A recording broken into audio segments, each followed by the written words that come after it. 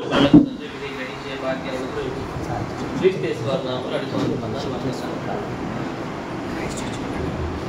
వచ్చినటువంటి జగన్ పిల్లలకు, అదేవిధంగా సిబిటి గుంటకల్ ప్రిన్సిపల్ అయినటువంటి సురేష్ అన్న గారికి, అదేవిధంగా కూడి వచ్చిన సంఘస్థులకు అందరికీ మన ప్రభువును మన రక్షకుడు అయినటువంటి క్రీస్తు నామములో శుభవందనాలు తెలియజేస్తున్నాను.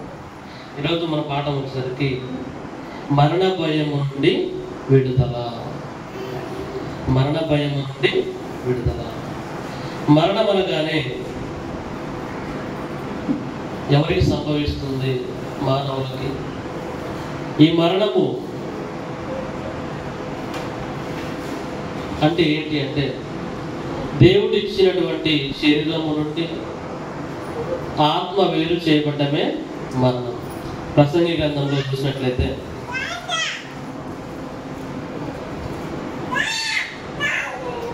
అధ్యాయము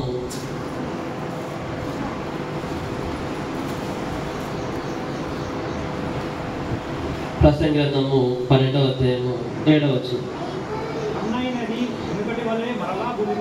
మన్నైనది వెనుకటి వలనే మరలా భూమికి చేరును. ఆత్మ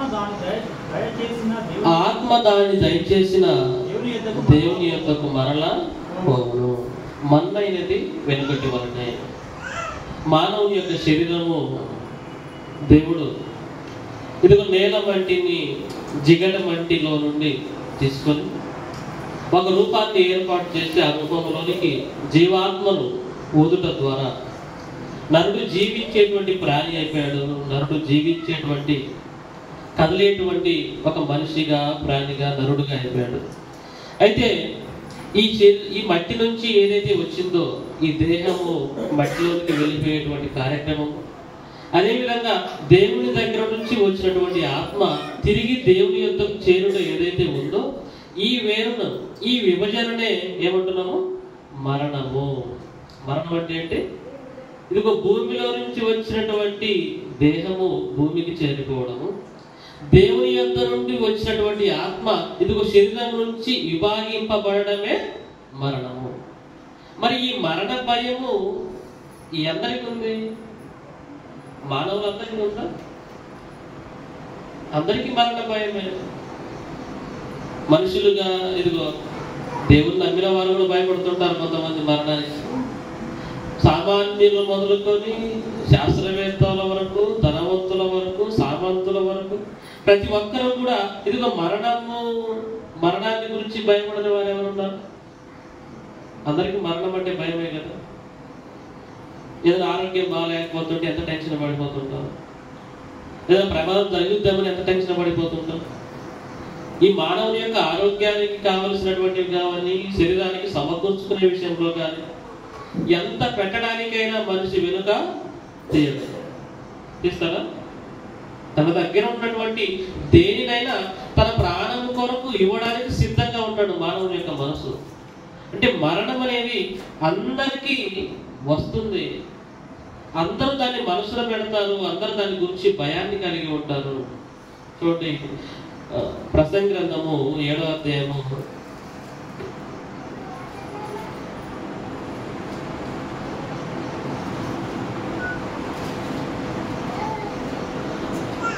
2వ వచనం. విందు జరుగుతున్న ఇంటికి పోవట కంటే ప్రలాపించుతున్న వారికి ఇంటికి పోవడం మేలు. ఏలయనగా మరణము అందరికీ వచ్చును. మరణము అందరికీ వచ్చును. ఎవరికి? క్రైస్తవులుగా మనకేమన్నా ఎగ్జాంపుల్ ఉందా? మనకు లేదు. కొన్ని దేవుని నమ్మని వారికి, నమ్ముతున్న వారికి, హేతువాదులకు అందరికీ మరణం ఉందా? అందరికీ మరణం ఉంది. ఎంత భయపడినా, ఎవరు భయపడినా చివరికి ఏం కావాలి? మరణించాల్సిందే. దీన్నే భౌతికమైన మరణము అంటారు. బైబిల్లో 2 రకాలైనటువంటి మరణాలు ఉన్నాయి. ఒకటి భౌతికమైన మరణము. ఈ మరణము ఏ భేదము లేకుండా అందరికీ సంభవించేది. ఏ భేదము లేకుండా అందరికీ సంభవించేది భౌతికమైనటువంటి మరణం. ఇందులో ఎటువంటి తేడాలు కానీ, తారతమ్యాలు కానీ ఏవి కూడా లేవు. మరి బైబిల్లో ఇంకొక మరణాన్ని గురించి కూడా దేవుడు ప్రస్తావించాడు. ఇంకొక మరణాన్ని కూడా చూడండి, ప్రకటన గ్రంథము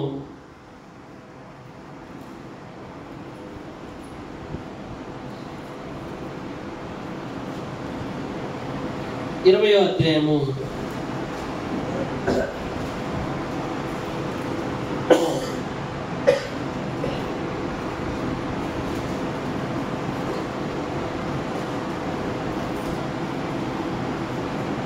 14-15 వచనాలు.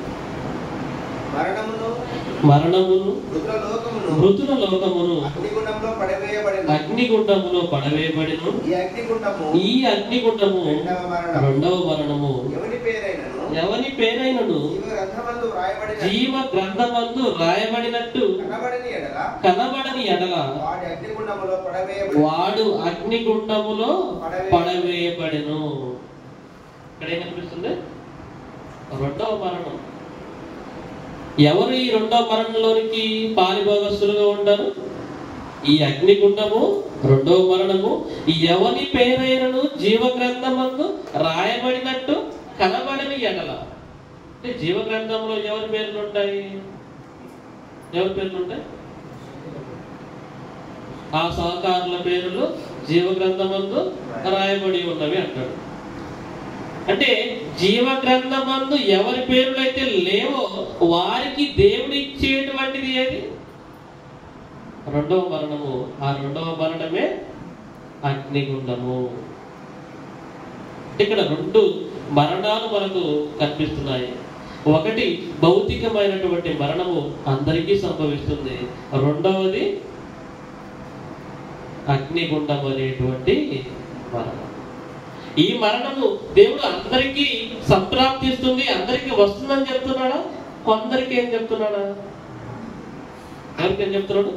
ఎవని పేరైనను జీవ గ్రంథమందు రాయబడినట్టు కనబడని ఎడల. అంటే జీవ గ్రంథంలో పేరు లేకపోతే ఎక్కడికి? రెండవ మరణం. రెండవ మరణం అంటే అగ్నిగుండము. మరి జీవ గ్రంథంలో పేరున్న వారికి రెండవ మరణం లేదు. అగ్నిగుండంలో పాలు పంపడాలు లేవు. మరి ఆ అగ్నిగుండంలో ఏముంటదని చెప్పారు యేసుక్రీస్తు వారు? అక్కడ ఏడ్పును పనులు కొరుకుటయు ఉండును, అగ్ని గంధకాలను ఉండును. ఎన్నో మాటలు ఈ అగ్నిగుండము గురించి రాయబడ్డాయి. అయితే మానవముగా మనుషులందరూ ఇదిగో భౌతికమైనటువంటి మరణాన్ని గురించి భయపడుతున్నారు. కానీ అసలు మానవులు భయపడవలసినటువంటి మరణము దేని గురించి భయపడాలి? ఇదిగో రెండవ మరణాన్ని గురించి భయపడాలి. ఇదిగో భౌతికమైన మరణము నువ్వు భయపడినా భయపడకున్నా, ఎన్ని ఆరోగ్య సూత్రాలు పాటించినా, ఎన్ని డైటింగ్ ఫాలో అయినా, ఏ రోజు కూరగాయలే తిన్నా, రోజు ఆకుకూరలే తిన్నా, రోజు మొలకెత్తిన గింజలే తిన్నా, లేదా అన్ని నూనెలు మానుకొని ఖరీదైన ఆలివ్ నూనె వాడినా ఏం కావాలి? చివరికి మరణము అందరికీ వచ్చును. అంటే భూమి మీద ఉన్నటువంటి మనుషులు ఇదిగో భౌతికమైన మరణాన్ని ఎవరు కూడా తప్పించమనలేరు. ఇది అందరికీ వచ్చే నువ్వు ఎన్ని జాగ్రత్తలు తీసుకున్నప్పటికీ కూడా. అయితే మనం దేని నుంచి తప్పింపబడాలి? ఇదిగో రెండో మరణాన్ని వెళ్ళకుండా ఉంటారు. రెండో మరణానికి సంబంధించిన భయము మనల్లో లేకుండా ఉండాలి. ఇదిగో ఈ రెండో మరణాన్ని గూర్చినటువంటి భయము. భయపడవా? అగ్ని అనగా భూమి మీద ఉన్నప్పుడు చిన్నగా కొద్దిగా మనకు కాల్తేనే భయపడిపోతాం. అటువంటిది రెండవ మరణములో ఉండేటువంటిది ఏదంటున్నాడు? అగ్ని గుండము. గుండాలు మనం చూసే ఉంటాం. గుండాలు, అగ్ని గుండాలు మనం చిన్న చిన్నవి చూసే ఉంటాం. ఆ అగ్ని గుండాలలో పూర్తిగా అక్కడే నిలబడిపోతే ఏమైపోతుంది? ఎంత బాధ వస్తుంది. అటువంటి అగ్నిగుండములో ఎన్ని రోజులంట? యుగ యుగాలు దానిలోనే ఉండాలి.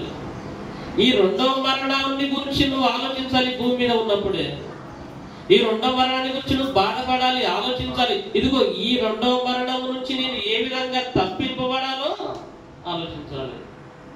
ఇదిగో ఆ రెండవ మరణాన్ని గురించి తప్పించుటకు, ఆ రెండవ మరణాన్ని గూర్చినటువంటి భయాల్లో నుండి మానవులను విడుదల చేయడానికి వచ్చిన వ్యక్తే ఎవరు? మన ప్రభువును రక్షకుడు అయినటువంటి యేసుక్రీస్తు వారు. చూడండి, హెబ్రీయులకు రాసిన పత్రిక 2వ అధ్యాయము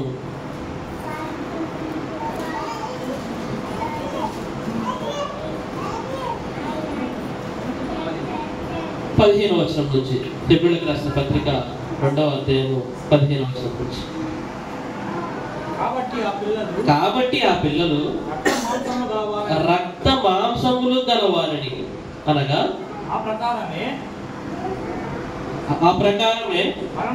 మరణము యొక్క బలము గలవారిని, అనగా అపవాదిని మరణము ద్వారా నశింపజేయుటకును జీవితకాలం అంతయు మరణ భయము చేత దాస్యమునకు లోబడిన వారిని విడిపించుటకును ఆయన కూడా రక్త మాంసములలో పాలువాడాయను. ఏం చేస్తున్నాడంట?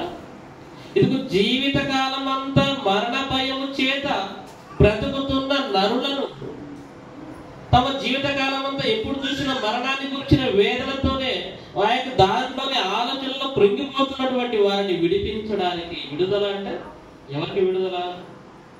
ఇదిగో జైల్లో ఉన్నారనుకోండి, జైల్లో నుంచి విడుదల అంటే ఇంకా జైలుకి వెళ్లకుండా విడిపించబడ్డ.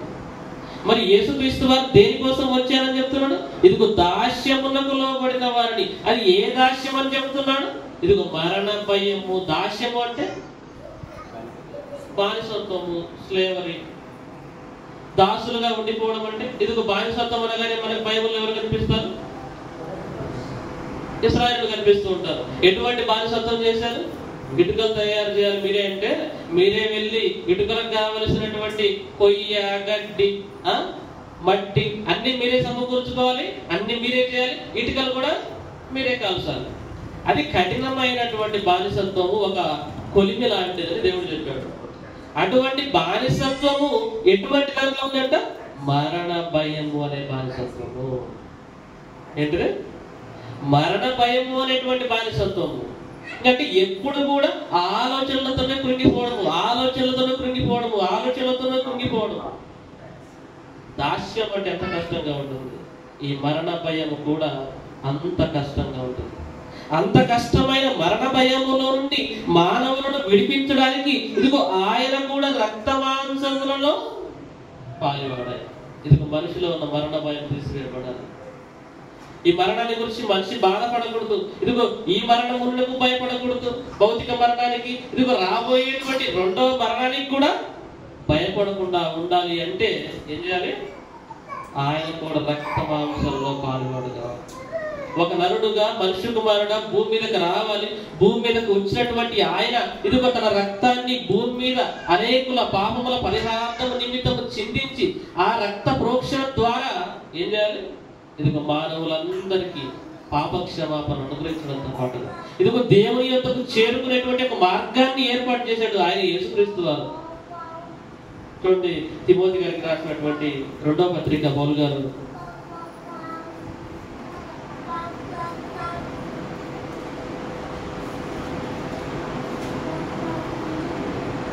1వ అధ్యాయము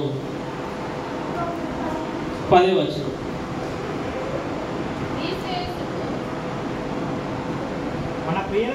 మన క్రియలను బట్టి కాక తన స్వకీయ సంకల్పమును బట్టి అనాది కాలముననే క్రీస్తు యేసునందు మనకు అనుగ్రహింపబడినది, క్రీస్తు యేసును మన రక్షకుని ప్రత్యక్షత వలన బయలుపరచబడినదైనా తన కృపను బట్టి మనలను రక్షించి పరిశుద్ధమైన పిలుపుతో ఆయన మనలను పిలిచెను. ఆ క్రీస్తు యేసు మరణమును నిరర్థకము చేసి, మరణమును ఏం చేశాడంట? నిరర్థకము చేసి అంటే ప్రయోజనము లేని దానిగా చేశాడు. దానికి శక్తి లేని దానిగా చేశాడు. దానికి బలము లేని దానిగా చేశాడు. దానికి శక్తి బలము లేకుండా వీక్ గా మరణాన్ని చేసి నిరర్థకము చేసి ఏం చేశాడు? జీవమును అక్షయతను స్వార్థ వలన వెలుగులోనికి తెచ్చెను. జీవము, ఏ జీవము? నిత్య జీవము. నిత్యము జీవించి ఉండాలి. ఇదిగో ఎవరైతే ఆయన విశ్వాసం ఉంచుతారో, ఎవరైతే ఆయన యొక్క శరీరంలోను రక్తంలోను బాప్తిసం పొంది పాలు పొందుతారో వారికి ఏమిస్తున్నాడు ఆయన? ఇదిగో మరణము నుంచి, మరణ భయం నుంచి విడుదల కలుగు చేస్తున్నాడు. ఇదిగో అశాశ్వతమైనటువంటి దాని నుంచి నిత్య జీవాన్ని అనుగ్రహిస్తున్నాడు. నిత్య జీవం అంటే ఎల్లప్పుడూ జీవించి ఉండడమే కదా. ఎల్లప్పుడూ జీవించి ఉన్న వారికి మరణం ఉంటుందా? మరణం అనేది లేదు, మరణ భయం లేదు. మరణ భయం నుంచి విడుదల పొందినవాడు మళ్ళా ఎప్పటికీ మళ్ళీ ఆ మరణ భయంలోనికి వెళ్ళడు. జీవమును అక్షయతను, అక్షయత అంటే క్షయము అంటే నాశనం అయిపోయేది, కరిగిపోయి తర్వాత ఉండాలి. అక్షయత అంటే ఎన్నడూ నాశనము లేనటువంటి దాన్ని అక్షయుడు, అక్షయత అంటారు. మరి యేసుక్రీస్తు వారు ఏం చేశారంట? జీవాన్ని తీసుకుని వచ్చాడు. తర్వాత అక్షయతను అంటే ఎప్పటికి కూడా నాశనము లేనటువంటి దాన్ని దేని వల్ల తీసుకుని వచ్చాడు? సువార్త వలన వెలుగులోనికి తెచ్చాను. సువార్త వలన, సువార్త అంటే యేసుక్రీస్తు వారి మరణ, సమాధి, పునరుత్థానం. ఇది సువార్త. ఈ సువార్తను కనుక నువ్వు నమ్మితే, క్రీస్తు యేసు వారిని కనుక విశ్వసిస్తే, బాప్తిస్మాన్ని పొంది కనుక శరీరంలోను రక్తంలోను పాలు పొందితే, ఆయనకు సంబంధించిన సత్క్రియల్లో కనుక ముందుకు కొనసాగితే నీకు లభించేది అని ఇదిగో నీకు నిత్య జీవము లభిస్తుంది, నీకు అక్షయత లభిస్తుంది, నీకు మరణ భయం ఉండదు. నీ మరణ భయం నుంచి నువ్వు విడుదల పొందుతావు. ఎప్పుడు? సువార్తను విశ్వసిస్తే, స్వార్థ ప్రకారం నడుచుకుంటే నీకెన్నడూ మరణము లేదు. నీకున్నటువంటి మరణ భయం నీలో నుండి తొలగిపోవాలంటే నువ్వేం చేయాలి? స్వార్థను నమ్మాలి. నమ్మిన నీవు ఆ క్రియలలో, సత్క్రియలలో ముందుకు కొనసాగితే నీ పేరు ఎక్కడ ఉంటుంది? జీవ గ్రంథమందు రాయబడి. ఒకవేళ జీవ గ్రంథమందు రాయబడి ఉంటే నీకు ఇచ్చేది ఏ లోకము? పరలోకాన్ని ఇస్తాడు. మరి జీవ గ్రంథమందు లేకపోతే ఇదిగో రెండో మరణములో నువ్వు పాల్గొంటావు. చూడండి, రోమీయులకు రాసిన పత్రిక 6వ అధ్యాయము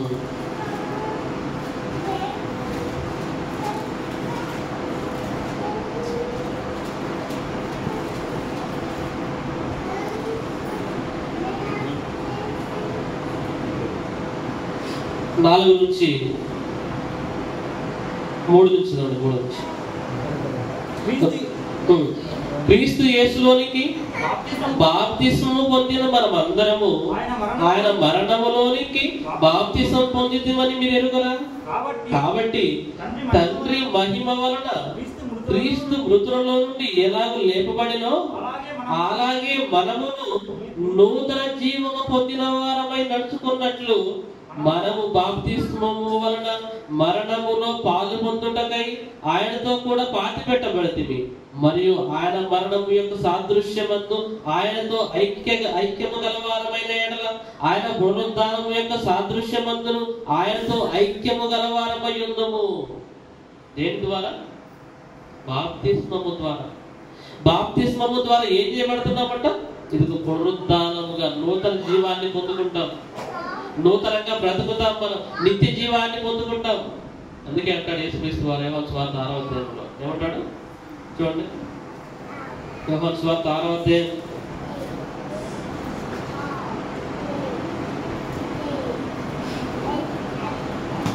53, 54 వచనాలు.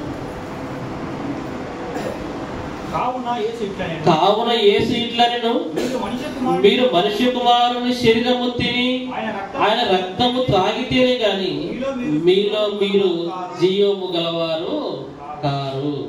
తర్వాత నా శరీరము తిని నా రక్తము త్రాగువాడే నిత్య జీవము గలవాడు, అంత్య దినమున నేను వారిని లేపుదును. ఎవరికి నిత్య జీవం అంటున్నాడు?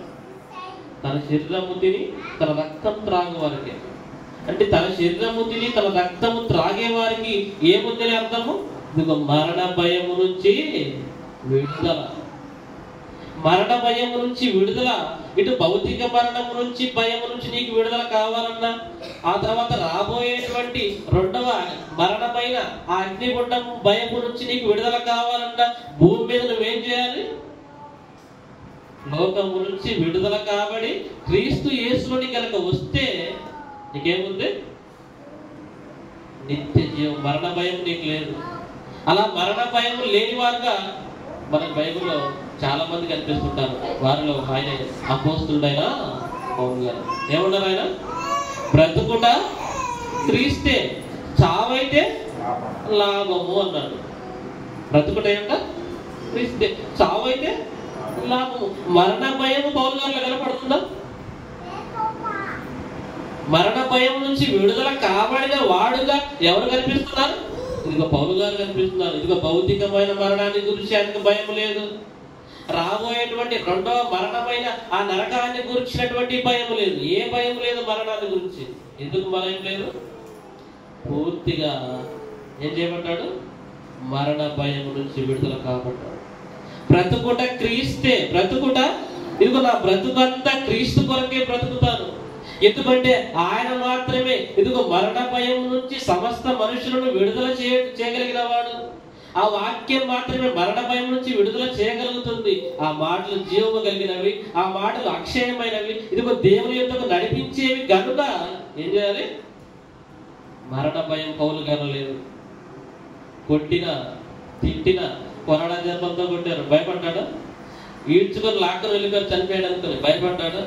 సముద్రంలో ఓడ బద్దలైపోయింది, మునిగిపోయేటువంటి సందర్భం ఉంది, భయపడ్డాడు. ఎక్కడ భయపడ్డాడు? క్రీస్తు యేసునకు గొడవైన పాటలలో నేను పూర్తి చేస్తానన్నాడు.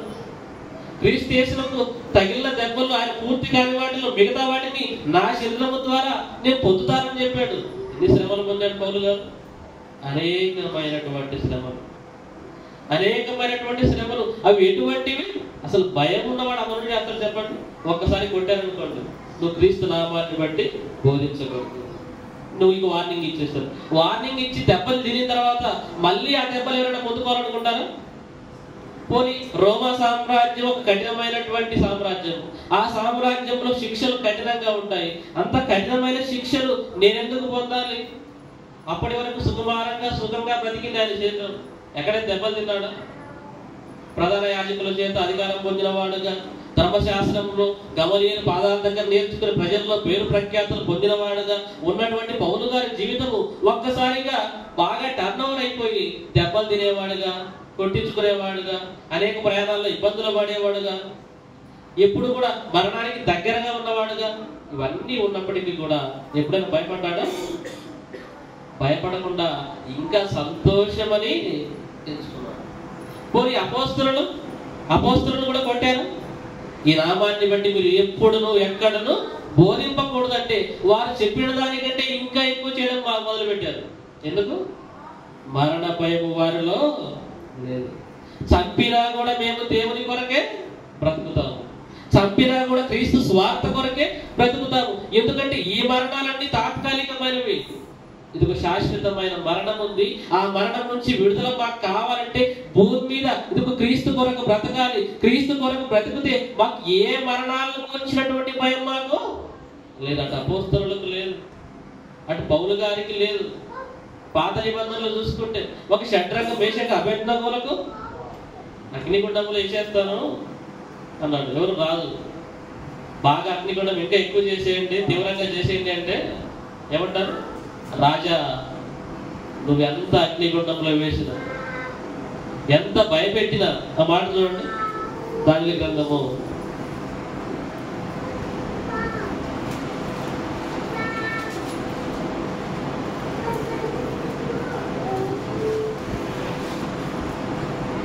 3వ అధ్యాయము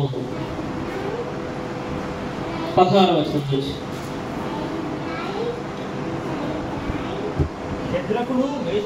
షడ్రకును మేషాకును అబేద్నెగోయు రాజుతో ఇలాగ చెప్పిరి, నెబుకద్నెజరు ఇందును గూర్చి ప్రత్యుత్తరం ఇయ్యవలన చింత మాకు లేదు.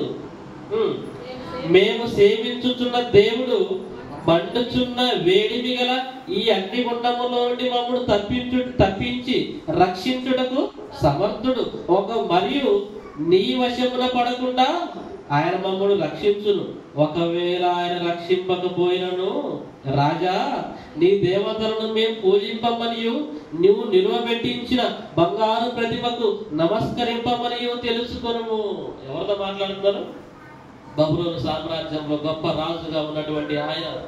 ఒకవైపు కళ్ళ ఎదురుగా ఏం కనపడుతుంది? తీవ్రమైన అగ్నిగుండం కనపడుతుంది. ఆ అగ్నిగుండంలో వేస్తే శరీరాలు ఘోరమైపోతాయి, మరణం సంభవిస్తుంది అన్న భయం ఉందా? కనపడుతుంది వాళ్ళ భయం. ఇక్కడ భయపడిపోయి నమస్కరించామనుకో, ఏది సిద్ధంగా ఉంది? రెండో మరణం సిద్ధంగా ఉంది, అగ్నిగుండం సిద్ధంగా ఉంది. ఇక్కడ మరణ భయం లేకుండా కనుక ఉన్నామనుకో, ఏమి ఇవ్వడానికి దేవుడు సిద్ధంగా ఉన్నాడు? నిత్య జీవాన్ని దేవుడు సిద్ధంగా ఇవ్వడానికి సిద్ధంగా ఉన్నాడు. ఒక నెమ్మది పొందే స్థలాన్ని ఇవ్వడానికి దేవుడు సిద్ధంగా ఉన్నాడు. ఆ స్థలాన్ని పొందుకోవాలంటే భూమి మీద మరణ భయం లేకుండా దేవుని కొరకు బ్రతకాలి. రాజా, దేవుడు ఈ అగ్నిగుండం నుంచి మమ్మల్ని తప్పించి రక్షించుటకు సమర్థుడు. ఒకవేళ రక్షింపకపోయినాడు ఏం చేయము? మేము పూజించామనుకో ఏమైపోతాం? మా బ్రతుకులు నరకానికి వెళ్ళిపోతాయి. ఇక్కడ మరణానికి భయపడితే ఎలా? ఇక్కడ మరణానికి భయపడితే అసలైన మరణం ఉంది. అందుకే వీరి ముగ్గురులో ఏం లేదు, అటు భౌతికమైన మరణము లేదు, ఇటు రెండవ మరణాన్ని గురించినటువంటి భయము ఎందుకు లేదు? దేవుని మీద పరిపూర్ణమైన విశ్వాసం కలిగిన వారుగా, దేవుడు ఇవ్వబోయేటువంటి లోకము ఇది ఖచ్చితంగా ఇవ్వబోతాడు అనేటువంటి ఒక పరిపూర్ణమైన నమ్మకము, విశ్వాసం దేవుని లేఖనాల పట్ల ఉంటుంది. మనలో అయితే కొందరు నిజంగా పరలోకం ఉందా ఒక్కొక్కసారి ఆలోచించుకోవడానికి ఉంటుంది. నిజంగా నరకం ఉందా? డౌట్. ఇంకా డౌట్ పడుతూ ఉన్నారనుకోండి, ఇంకా సందేహం పడుతూ ఉన్నారనుకోండి, ఎలా చెప్పండి? మీరు అల్ప విశ్వాసులు కాక విశ్వాస విషయం ఎలా ఉండాలి? దృఢమైనటువంటి విశ్వాసం కలిగిన వారుగా ఉండాలి. ఎప్పుడు మరణ భయం నుంచి మనకు విడుదల కలుగుతుంది? ఇదిగో క్రీస్తు యేసు వారి యందు నువ్వు విశ్వసించడం మాత్రమే కాదు, విశ్వాస విషయంలో ఎలా ఉండాలి అంటాడు? దృఢమైన విశ్వాసము. దృఢమైన విశ్వాసము. పిల్లర్స్ వేసాము ఇల్లు కట్టుకోవడానికి, ఆ పిల్లర్స్ వేసేవి వీక్ గా వేసామనుకోండి ఏమైపోతుంది? పడిపోద్ది వాళ్ళకి వస్తే. మరి దృఢంగా ఉంటే ఆపదలు వచ్చినా, అపాయాలు వచ్చినా, వరదలు వచ్చినా, ఏది వచ్చినా కూడా ఏమైపోతుంది? దృఢంగా నిలబడుతుంది. మనం కూడా మరణ భయం లేకుండా మనం బ్రతకాలి అంటే ఇదిగో క్రీస్తు యేసు వారి పరిపూర్ణమైన విశ్వాసం కలిగిన వారిగా ఉండాలి. క్రీస్తు యేసు వారి దృఢమైన విశ్వాసం కలిగిన వారుగా ఉండాలి. ఈ దృఢమైన విశ్వాసం ఎవరిలో కనపడుతుంది? ఇదిగో ఒక అపోస్తుల్లో కనపడుతుంది, ఒక పౌలు గారిలో కనపడుతుంది, ఒక షడ్రక మేషక అబేద్నెగోలో కనపడుతుంది, ఒక దానియేలు గారిలో కనపడుతుంది, ఒక యాకోబులో కనపడుతుంది, ఒక యోహానులో కనపడుతుంది. మీరందరూ అందుకే చూడండి, ఎబ్రీయులకు రాసిన పత్రిక చివరిగా 11వ అధ్యాయము 32వ వచనం నుంచి,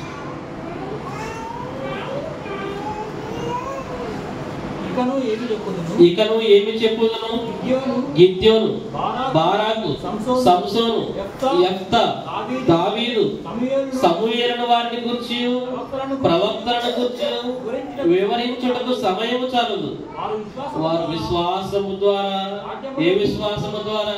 దృఢమైన విశ్వాసము ద్వారా, పరిపూర్ణమైనటువంటి విశ్వాసము ద్వారా రాజ్యములను జయించిరి, నీతి కార్యములను జరిగించిరి, వాగ్దానములను పొందిరి, సింహముల నోలను మూసిరి, అగ్ని బలమును సల్లార్చిరి, ఖడ్గదానను తర్పించుకొనిరి, బలహీనులుగా ఉండి బలపరచబడిరి, యుద్ధములో పరాక్రమశాలులైరి, అన్యుల సేనలను పాలదోలిరి, స్త్రీలు మృతులైన తమ వారిని పునరుద్ధానం వలన మరలా పొందిరి, కొందరైతే మరి శ్రేష్టమైన పునరుద్ధానము పొందగోరి విడుదల పొందనొల్లక యాతన పెట్టబడిరి, మరి కొందరు తిరస్కారములను, కొరడా దెబ్బలను, మరి బంధకములను, ఖైదును అనుభవించిరి, రాళ్లతో కొట్టబడిరి, రంభములతో కోయబడిరి, శోధింపబడిరి, ఖడ్గముతో చంపబడిరి, గొర్రె చర్మములను, మేక చర్మములను వేసుకుని దరిద్రులై